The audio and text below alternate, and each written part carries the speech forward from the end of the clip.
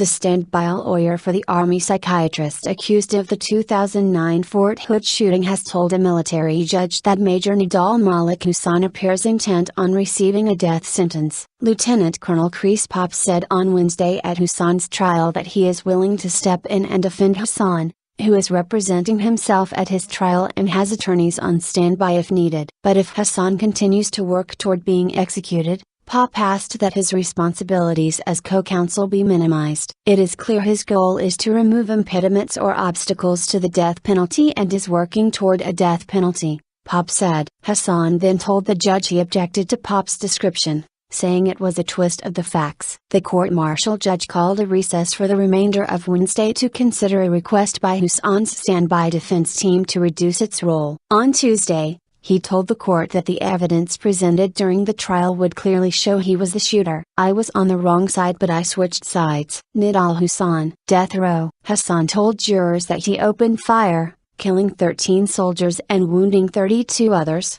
just days before he was to be deployed to Afghanistan. He spoke of his conversion to jihad or Muslim holy war, against the United States. "I was on the wrong side but I switched sides," said Hasan, who is confined to a wheelchair. He is paralyzed from the waist down after being shot by military police during the rampage at Fort Hood, Texas on November 5, 2009. The shootings were the worst non-combat attack at a U.S. military base in history. If convicted, Hasan could be sent to death row in Fort Leavenworth, Kansas, and become the first American soldier executed by the U.S. military since 1961. He faces 13 charges of premeditated murder and 32 charges of attempted premeditated murder. The dead were 12 active duty soldiers and a retired chief warrant officer who worked as a civilian employee at the base. The military judge for the court-martial, Colonel Tara Osborne, has rejected Hasan's offer to plead guilty in return for being spared the death penalty based on the military's policy against allowing such pleas in capital cases.